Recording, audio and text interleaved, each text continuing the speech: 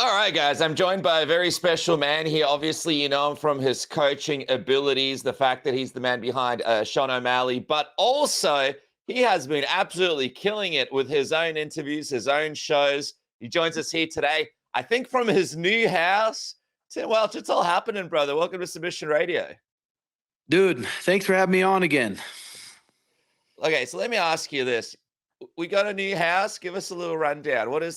How many bedrooms? What's the thing you love the most about this new house?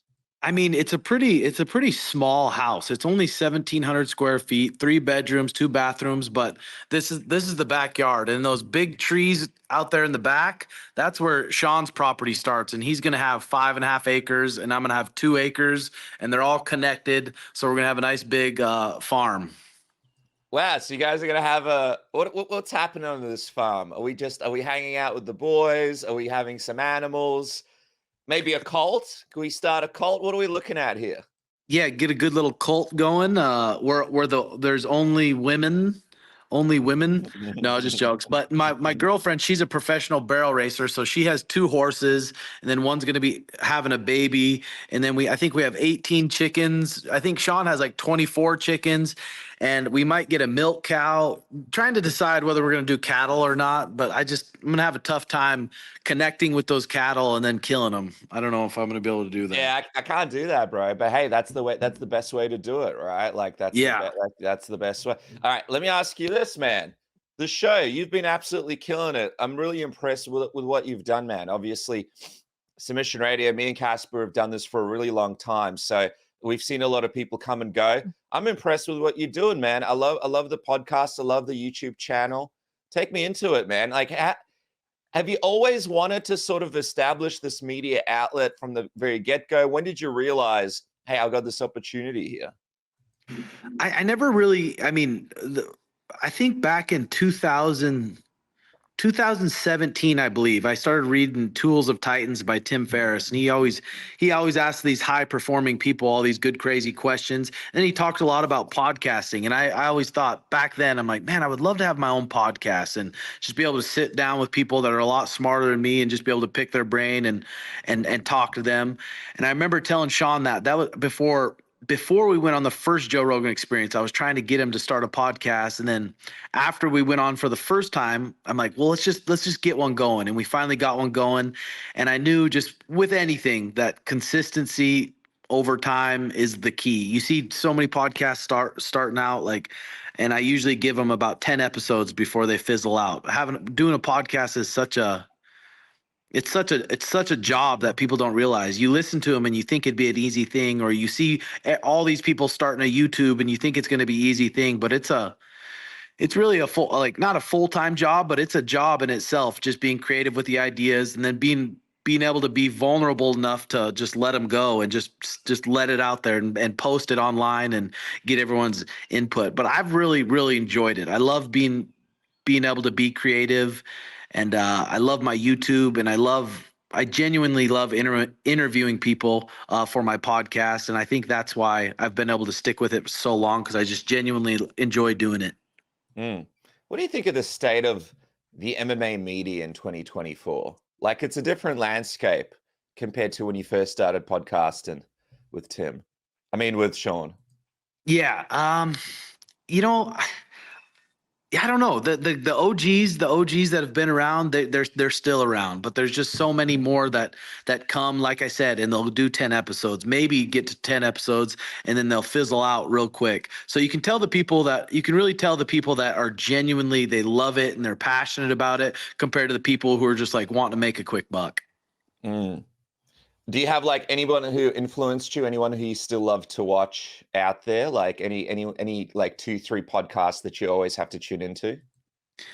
I haven't been watching it as much, but the Tim Ferriss podcast, he interviews all these high performing people, these billionaires, these people who started businesses, just all from the top to bottom. He's interviewing these people and asking them questions like what they would have done differently if they could give their 20-year-old self advice. I don't know if you've ever read those books, but he asks them such good questions, and I've been a fan of his for a long time. I like the Chris Williamson podcast, the Chris Willx Modern Wisdom, and obviously Joe Rogan podcast, and those are probably my main podcast that I listen to right now. Submission Radio, of course, number one. Yes. It's okay, of course. Yes, of course. Hey, dude, UFC 308. How crazy was that, right? That Ilia Topuria performance against Max Holloway.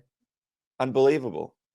Yeah, I mean, with these guys that have been around, they've been around so long. It's like you always when they're fighting, your heart wants them to win, and you just picture them at when they're at their best. But when you've been around so long, it's like you're not going to get the best version of all these fighters all the time. So it was kind of heartbreaking to see Max get finished and get to see Robert Whittaker get finished. But I mean, Khamzat, Ilia Topuria, these hungry young guys that are pretty fresh on the scene. It's like, it's pretty cool to see also. And like Ilia is just going to turn into this massive superstar. So I love when you get to see a massive superstar just become more of a superstar, more of a superstar, more of a superstar. And then Khamzat the same way. So I wasn't like, oh man, fuck, I'm just so pissed about that. It's going to be cool to see these guys rise up, but it was sad to see some of the OGs go down. Anything surprise you about that Ilia Max fight? Did you think that he was going to stop Max like that? I didn't think he'd be able to catch Max that clean that early on. I thought he was going to really have to pin Max against the fence like he did towards the end. And Max, that first 10 minutes of the fight was just doing such a good job, being so creative, making him guess so much, stomping his legs, sliding right out of range just perfectly. But then Ilia ended up capitalizing on that and ended up finding his range and finding his chin in the third round. And just the kid hits so hard. He's so fast. He's so explosive. His defense is so good. He's just going to be really hard to beat for anyone. Obviously, Sean O'Malley is one of the best strikers in the game. How do you rate Ilia Topuria's boxing, man? How high up there do you think he is compared to all the other guys outside of Sean O'Malley in the game? Outside of Sean, I mean, like, he's got to be the best boxer, like just pure boxer in the UFC. If you just put boxing gloves on him and you set him up with a professional boxing fight for 10 rounds, his style, he's probably, I mean, the best boxer in the UFC. You know, he wants Islam, man. What do you think an Islam Ilia Topuria fight would look like? Imagine that Volkanovski, you stop Max Holloway, and then he wants to submit Islam Makhachev. Yeah, submitting Islam Makhachev, I think that's pretty, I mean, that's kind of far-fetched, but you can't blame the guy. I mean, he's 16-0. He's taken out these legends with ease, so his confidence is going to be so high. So he's going to get hate from these people. All these other people be like, man, you're so stupid, but it's like, put yourself in his shoes. He's 16-0, right? 16-0, and he just took out two of the greatest fighters ever to live, and he didn't just take them out, he KO'd them. So his confidence is super high, and there's really no way to tell unless that fight happens. So I don't even have like an input on it, really. Yeah. You know, I remember a little while ago you were saying, you know, maybe down the track, Sean, if he ever moves up, you know, him and Ilia could be a cool fight. Do you think we ever see Sean and Ilia down the track one day? Is that still something you're interested in because these guys are so high level when it comes to the striking? I think that's all sort of past now. No, I don't think it's past. I mean, you never know what's going to happen in the UFC. It's not impossible that Volkanovski goes out there and beats Ilia Topuria. I mean, that's possible. So you never know. And I do think stylistically, Sean could give Ilia problems. He really could. But Ilia Topuria is a very, very scary fight. It's not a fight you go in there and be like, oh yeah, man, we're going to go out. It's like you make one mistake with Ilia Topuria and you're going to be lights out looking up at the ceiling or whatever. But that's a scary, scary fight. But I do believe that Sean, with his range and with his speed and with his I mean, just his overall skill set, he could give Ilia problems. I do believe that. I've been asking people this. I want to get your opinion. Who do you think is the most devastating knockout artist in featherweight history? Conor McGregor or Ilia Topuria now? In featherweight history, I mean, you have to give it to Ilia Topuria now. No one's ever done that to Max Holloway, knocked him out cold. I'm trying to think featherweight wise, like, yeah, Conor, he cracked Jose Aldo. Man, it's that's still a tough one. That's still a tough one, but I do believe right? Yeah. it is when you think about it. But I do believe Ilia Topuria right now, it's just like, man, he's just so solid. Oh, man. What about Khamzat? Do you give Khamzat a shot here against Dricus for the middleweight belt? Do you want to see him get the next title shot now after that win, or do you still think Sean Strickland? Yeah, I mean, I think the guy deserves it. I think the guy deserves it, and I think it's going to be a bigger fight than Strickland DDP for the UFC to make money on. I mean, I think Strickland deserves it too, but all those guys in the top three, I hope Khamzat gets a chance to fight, because I think he's just a nightmare for anyone at this point. I really do. Yeah, do you think he beats DDP? Man, if anyone's gonna match Khamzat's strength and power, it's gonna be DDP. But still, I think they're gonna have to weather the storm. They're gonna have to weather that first 5-10 minutes and not get their face cranked off to be able to get the dub. So that's the big question: can they last the first 5-10 minutes? Because if you get into that fourth, fifth round, I think DDP is gonna be there and he's gonna have the cardio to push. Dude, all right, let's talk about your guy, Sean O'Malley. How's he feeling after his surgery, man? How's the body feeling? Are you guys slowly getting back into training and moving around again? Yeah, I mean, the surgery went good. The hip surgery went good. So now we're just on the road to recovery. He's been lifting weights, literally doing everything he can until we can get back into live grappling and live sparring. So he's doing good. He can't complain. Things could be a lot worse.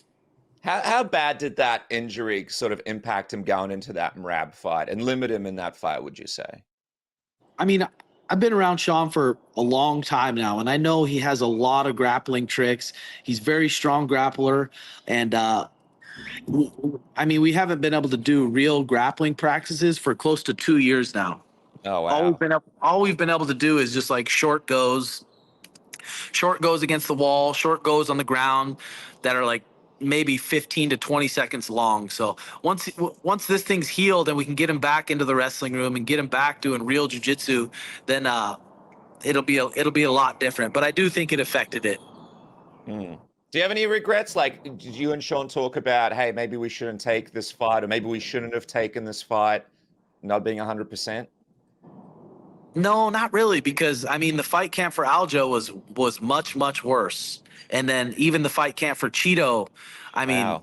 his hip was messed up, and we weren't able to do any grappling. We didn't really do much grappling at all versus Cheeto, and the Aljo main, like I said, was a terrible fight camp. So he went and smoked those guys, had those performances. Then you get offered Merab. So I was like, God, do we just go smoke this guy too real quick? And looking back, it probably was a regret, but his confidence was really high. So you got to kind of let him do what he wants when his confidence is that high. How bad did it get in the Aljo camp? Like, are we saying like he was in pain and just really couldn't do anything? Yeah, it got pretty bad. It got to the point where we literally could just hit mitts and he could ride the bike. That's the two things we did, is hit mitts and rode the bike versus Aljamain Sterling. And that was the most stressed I've ever been for a fight. And but it made it that much bigger of a moment, made it that much cooler when he knocked him out. Yeah, man, that's unbelievable. Now that I know the story behind the camp, what do you think of Merab? It looks like he really wants to fight you guys again instead of fighting Umar. Any surprises there? What have you thought of him sort of trying to get this rematch over the line and kind of wait around? Yeah.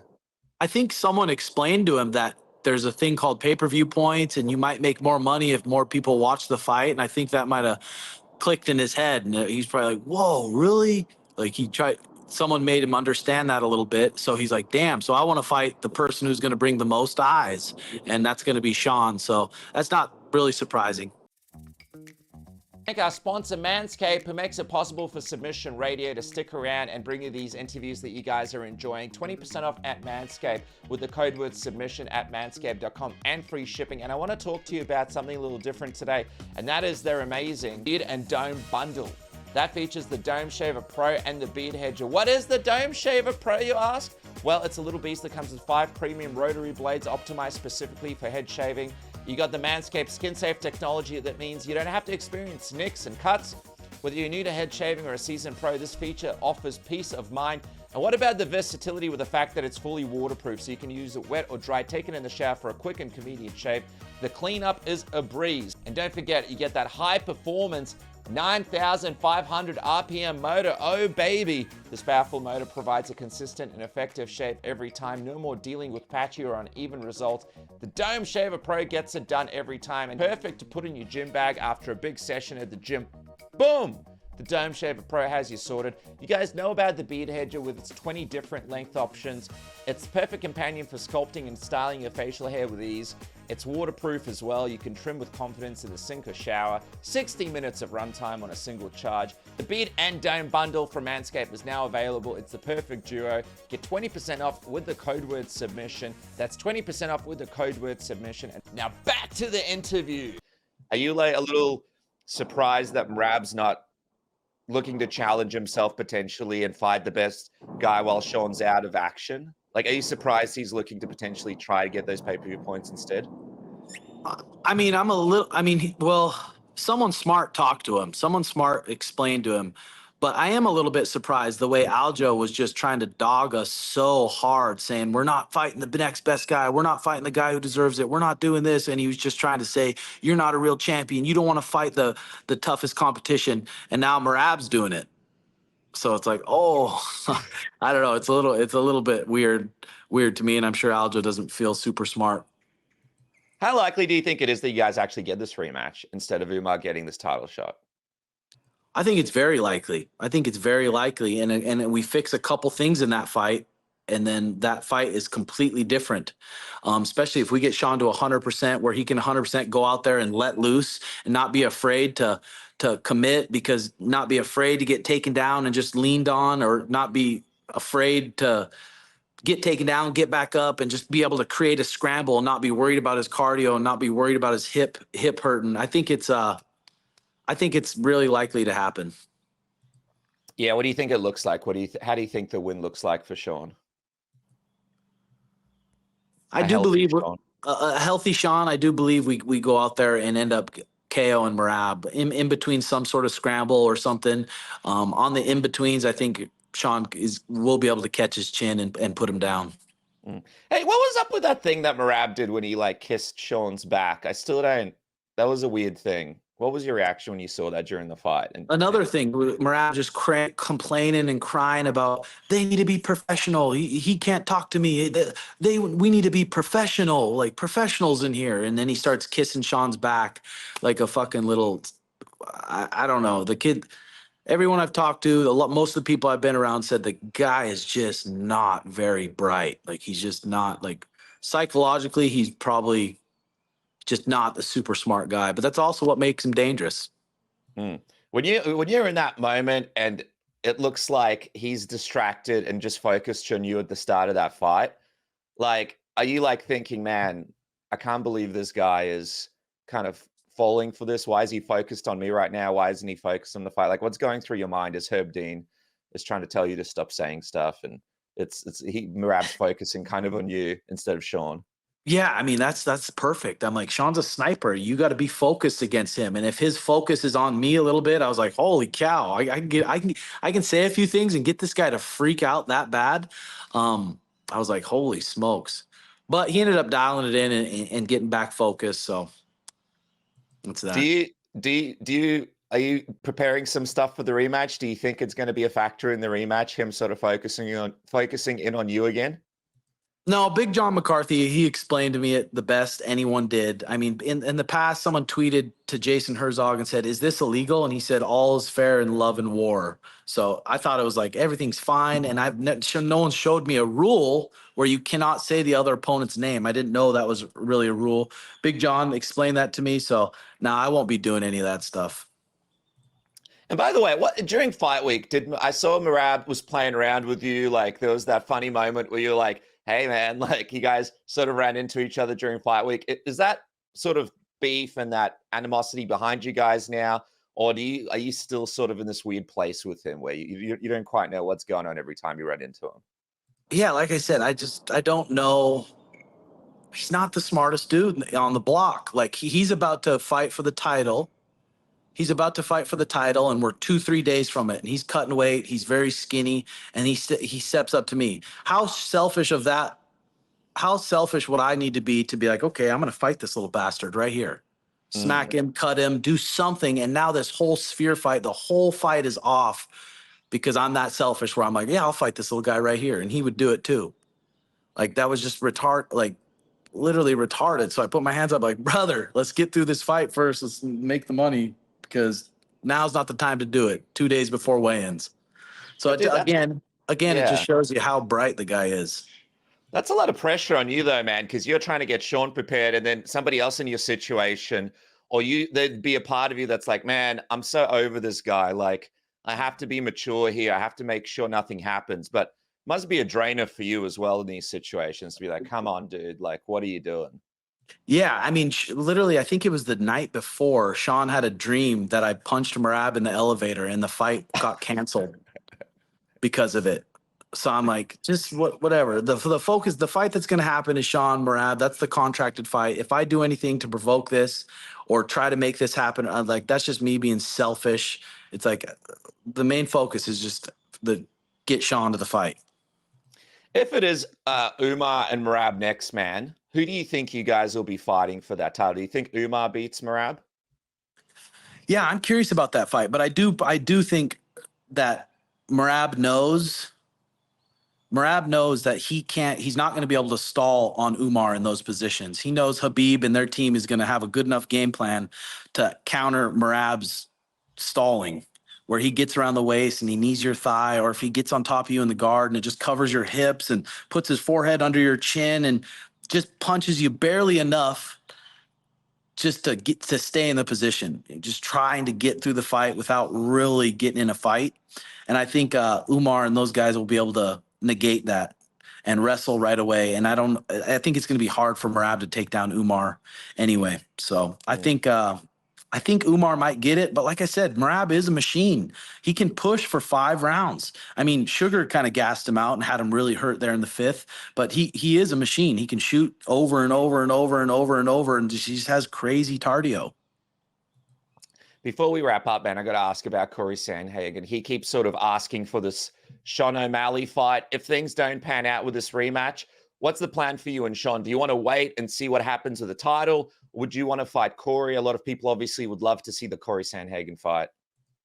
Kind of really, it's hard not to just think about what's next, but right now it's just like we got to focus on healing. Who knows what's going to happen in the division by who knows, March, April, May, June, July. So many things can change. So really, whatever the UFC is really smart, whatever the UFC comes at us with, we're going to be down for. Awesome. All right, guys, make sure to subscribe to Tim's channel, YouTube channel. Of course, you got the Timbo Sugar Show, you got the Red Hawk recap, you got the cool YouTube videos, day in the life. And if you guys jump online, you can join the Patreon. There's so many cool things you get with the Patreon. You can get a free mug. You could even sort of, I think, get on the show on one of the tiers. Red Hawk Academy is this awesome show that Tim does with Joe Riggs and the boys, and it's just a great vibe. So make sure you check that out. Jump on the Patreon and support the man, because we want to keep this show around. We want to keep the content coming. Tim, congratulations, dude. You're absolutely smashing it. Very impressed, brother. Great stuff. And congratulations on the new house. Hey, thank you so much. And thanks for having me on. I'll come on anytime. Thanks.